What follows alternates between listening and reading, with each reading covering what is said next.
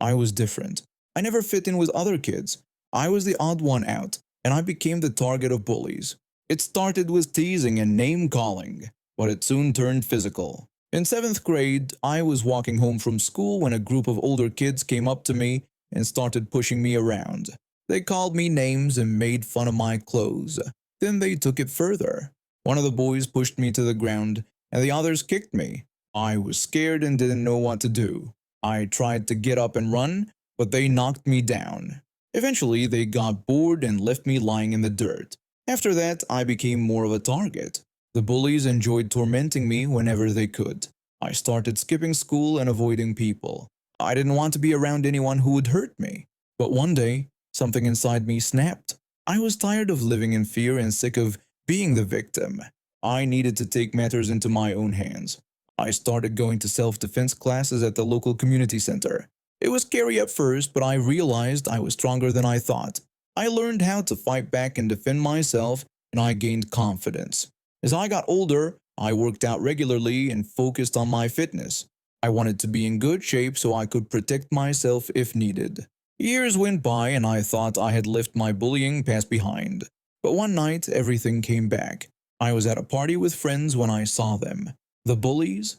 They were there, laughing and drinking, acting like nothing had happened. I felt angry and frustrated. I couldn't believe they were still out there, living their lives as if they had never hurt me. I tried to ignore them, but they kept staring at me, smirking and whispering to each other. I knew something was brewing, and I felt uneasy. One of the guys walked over to me and grabbed my arm. He told me it had been a long time since he'd seen me. I tried to pull away, but he tightened his grip. I told him to let go of me. He laughed and asked what I was going to do about it, if I would cry and run away like before. I was angry, and I knew I had to do something. I took a breath and looked him in the eye. I told him I wasn't going to run away this time. He laughed again, but I saw doubt in his eyes. He knew something was different about me, and he didn't like it. He told his friends they should leave, but I wasn't letting them go easily. I followed them out of the party and onto the street. I called out that I was tired of being afraid of them. They turned around, surprised. One asked what I was talking about. I told them I meant all the times they bullied me and made me feel worthless. I said I was done with that, done being afraid of them. They looked at me like they couldn't believe what I was saying. I could see uncertainty in their eyes, and it made me feel powerful. One tried to sound tough, saying they could still take me down. I smirked and asked if they wanted to try. Then they came at me, fists flying. But I was ready. I had trained for years to defend myself, and I wouldn't let them hurt me again. It wasn't the wisest choice to face a group of bullies at once, and I won't say I knocked them all out, but I did damage considering the circumstances. The first guy came at me with a wild punch that I dodged before hitting his stomach. He doubled over, not expecting resistance. The second guy hesitated after seeing his friend go down, which gave me time to kick his knee. The third guy was bigger and managed to grab me from behind, but self-defense classes had taught me what to do. I slammed my heel on his foot and elbowed him in the ribs. His shocked gasp was satisfying. I left that night with bruises, but they left with worse. When it ended, they were on the ground, groaning and holding their injuries. I stood over them feeling triumphant. I warned them that if I ever saw them again, I wouldn't hesitate to do the same thing. They scrambled to their feet and ran away. I watched them go, feeling satisfied in a way I never had before. The next day, I was sore and had a split lip, but I kept smiling. Word spread quickly through our town. People I barely knew talked to me about it. A friend asked if I really took on those 3 jerks alone, and I said they hadn't given me much choice. Another friend said they heard the bullies ran away crying. Even people who had watched me get bullied years ago suddenly wanted to be my friend. I got messages from others who had been bullied by the same group. One text thanked me for standing up to them, noting no one had ever done that before. Over the next weeks, I noticed people treated me differently. It wasn't just respect. It was like they finally saw me as a real person. The bullies avoided me after that. Sometimes I'd catch one looking at me from across a room, but they'd look away when our eyes met. I heard they told everyone they let me win, or didn't want to hurt a girl. But nobody believed them. Their reputation was damaged, while mine was stronger. The best part wasn't the new friends or respect. It was knowing I had faced my biggest fear and overcome it. I no longer jumped when someone approached unexpectedly or avoided places in town. I walked with my head high. My first job after college turned into a nightmare. Moving to America on a work visa was stressful enough, but what waited for me at that manufacturing facility outside a major New Jersey city was worse than I expected. When I first arrived, I was excited to prove myself. I had worked hard through college, earning top grades and developing skills that impressed the executive management team during my interview. They were thrilled to have me on board, especially considering my knowledge in areas the department needed help with. My parents back home were proud. They had sent me to the best schools they could afford, and now I was working in America. I didn't want to let them down, which made what happened hard to handle. From my first week, I noticed something off about my lead colleague. I'll just call him the lead. At first, it was just uncomfortable looks or sudden silences when I walked into the break room. But then I heard him loudly complaining about Mexican immigrants stealing jobs while looking at me from across the office. I'm not Mexican, but I knew what was happening.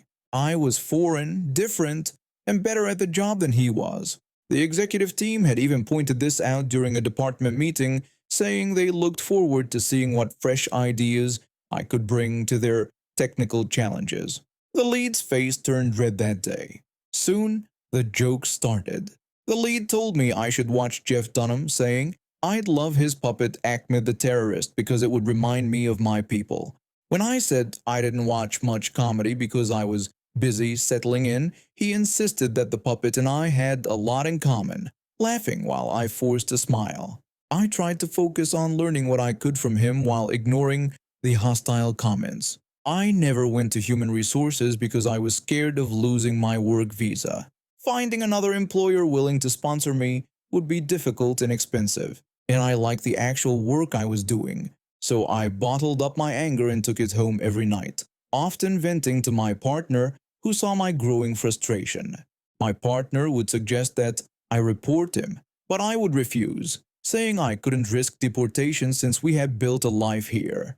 Then came the breaking point. I was named lead on a major project that the executives were watching closely. The lead was a key participant, but when our first planning meeting started, he was missing. After waiting 15 minutes, I walked to his cubicle and found him browsing the internet. I told him that everyone was waiting in the conference room and asked if he could join us, saying we needed his input on the production timeline. He told me he didn't want to and told me to get out of his face. I tried to stay calm. I told him how important the meeting was and that we couldn't move forward without his help, saying it wouldn't take long. That's when he told me to go back to my country. My heart started racing, but I thought I misheard. When I asked him to repeat what he'd said, he said again, clearly, that I should go back to my country. That was it. All those months of swallowing my pride, trying to be professional, protecting my visa status, none of it mattered anymore. I walked straight to the office of the Vice President of Human Resources. The VP listened to my story with a concerned look that quickly turned patronizing. She told me the lead used to be much worse and had made progress, suggesting I shouldn't let it bother me. I asked her if she had a daughter, and then asked if I were an abuser who used to abuse her daughter weekly, but now only did so monthly. Would she consider that progress deserving of compassion? Her face showed she was taken aback by my comparison. I told her that some things are black and white without gray areas, and what the lead said was wrong. Their solution? They called in a therapist to have us work together to see if our interactions trigger each other's emotions. It was absurd, like they were suggesting we were equally at fault. A few weeks later, the lead made another xenophobic remark that was so bad, I won't repeat it. I went straight to my boss, who sighed before saying he thought I was overreacting and that the lead was just old school. I told him, if by Thursday morning the lead wasn't fired, I would quit, but not before going to the CEO's office to explain what had been happening. I warned him that if I quit, he would lose his job too. My boss looked stunned, then angry. He told me I was being a jerk, saying he couldn't fire the lead because he had severe arthritis. I took the day off without telling anyone. My hands wouldn't stop shaking as I thought about what I had just done. I might have just ended my time in America, my visa, my future, everything I had worked for. By Thursday morning, they had walked the lead out of the building. But I wasn't done. I requested a meeting with the CEO and laid out everything: the harassment, the HRVP's dismissive attitude, my boss's protection of the lead. I was shaking so badly in the CEO's office that I could barely hold my notebook. But I got through it all, showing documentation of incidents, dates, times, and witnesses. Within 2 weeks, both the HRVP and my boss were also fired. I'm still at the company 3 years later. I've been promoted twice, and my work visa was converted to a green card application with the company's full support. I was in the middle of a healthcare fraud scheme. In 2014, I started working at a home health agency. The owner, I'll call her boss, took a liking to me right away. She had me doing tasks beyond my job description, but I didn't mind. I was learning a lot, and none of it involved direct patient care, which would have been outside my qualifications as a massage therapist. When I started, there was a licensed vocational nurse in the office. We got along well and became work buddies. Sometimes patients would come to her office, and she'd shut the door while admitting them. I wasn't comfortable with this setup. A registered nurse should be doing admissions, but at least she was a nurse with proper credentials. In 2015, boss sent my nurse friend out into the field, leaving me alone in the office. Not long after, boss caught me during my break with an unusual request. Boss asked me to help her with a patient in my office. She wanted me to take his vitals, write down all his medications, and put him in the system. I questioned if she was trying to get me to admit the patient. I told her this was outside my scope of practice as a massage therapist and could result in me losing my license or going to jail. Boss tried to flatter me by saying I had the knowledge and experience to handle it. When flattery didn't work, she offered me a $50 bonus for each admission I completed. I asked how I was supposed to determine diagnoses without a doctor's report. She suggested I should just Google the medications to see what they were prescribed for and use that information for the diagnosis. Her suggestion was illegal. I couldn't refuse and lose my job, but I also couldn't keep doing something unethical and illegal. I did it that one time, but I knew I had to outsmart her, or I'd be stuck doing illegal admissions forever and end up with legal problems for $50 per admission. I decided to deliberately make an error. The patient mentioned he was taking gabapentin. I knew this medication could be prescribed for multiple reasons, usually pain or anxiety. I put down seizure disorder as the diagnosis, which is the rarest reason it's prescribed for. When boss checked what I had entered, she lost it. She yelled that gabapentin was for neuropathy. I told her the medication has multiple uses, and seizure codes pay more than neuropathy ones, according to the coding guide. I added that I knew making more money was important to her. I decided to really push my point.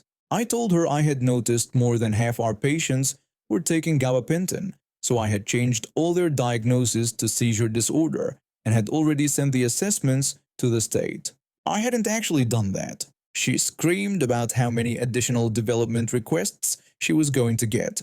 She said it would take forever because someone would have to scan every record and submit them to Medicare, and they wouldn't pay her. I shrugged and estimated it would probably be around 50 records if the numbers added up.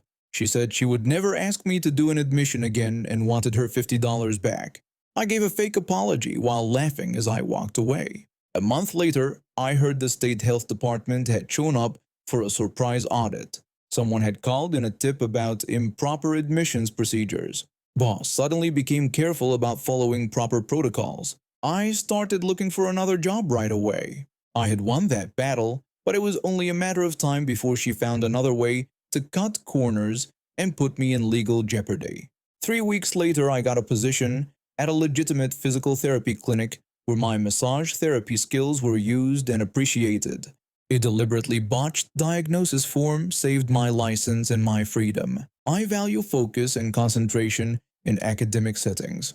As a junior at a small liberal arts college, I know how important a good study environment is. Most of my peers understand this too, which is why we keep a respectful atmosphere in our labs and classes.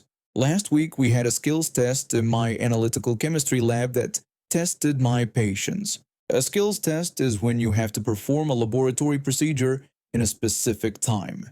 We'd practiced before, but this time we were graded on accuracy for a big part of our grade.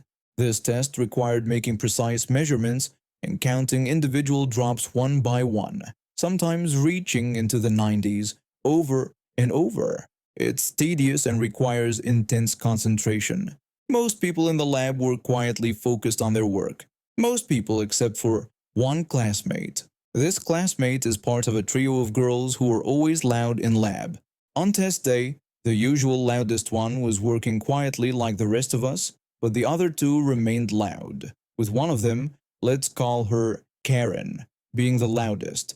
Karen wasn't just loud, she was loud about inappropriate topics. She was shouting across the room about shopping for thongs, in a small lab, with a professor nearby. She even tried to get her friend to play music, which our instructor stopped. I asked Karen if she could keep it down, explaining that we were trying to count drops. Karen said she would try to be quieter. She stayed quiet for about 2 minutes before starting again, even louder than before. I said it was unbelievable. The experience was frustrating. Imagine trying to count dozens of drops with background noise during a lab that's supposed to be quiet so everyone can focus. I left with a headache and feeling like I hadn't done my best work because of the distraction. The next day, I had a psychology class that Karen is also in. She sits where I can see her laptop screen, and during the entire class she didn't pay attention. She kept switching between her phone and working on an assignment for another class. This lecture was more note-heavy than usual. After class, Karen asked if I could send her pictures of my notes, saying she had another assignment she'd forgotten about and had to do during class. I told her I could because I couldn't think of a good reason to refuse, but I was still irritated from the lab. This was my chance for revenge. She could have my notes, but she would have to work for them. I told her to give me a few minutes to take photos.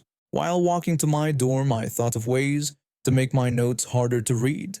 I had an idea. I could take pictures using the 0.5x magnification on my camera and then crop the photo to make it look normal but blurrier.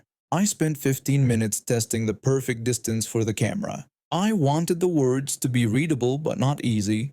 I aimed for enough blur that she would need to zoom in on almost every word to figure out what was written. After finding the right distance, I took photos of all 6 pages of my notes. They looked normal at first, but when you tried to read them, it became a frustrating exercise. I sent the pictures to Karen with a message saying, "Here were the notes," apologizing for my handwriting and hoping they would help. Karen texted back thanking me and calling me a lifesaver. An hour later, Karen texted saying she was having trouble reading the notes and asked if I could send clearer pictures. I replied they looked fine on my end and suggested she download them in full resolution. Karen said she had, but they were still blurry. I said maybe my phone camera wasn't good. When Karen asked if I could type up my notes, I said I had too much work and suggested she ask someone else. I felt satisfied knowing Karen was experiencing the same frustration trying to read my notes as I had felt trying to count drops over her noise. I heard later that she asked 3 different people for notes before getting readable ones. The next lab session was quieter. Karen looked at me a few times but didn't say anything. I don't know if she connected her loud behavior with my blurry notes, but I think she learned about consideration that day.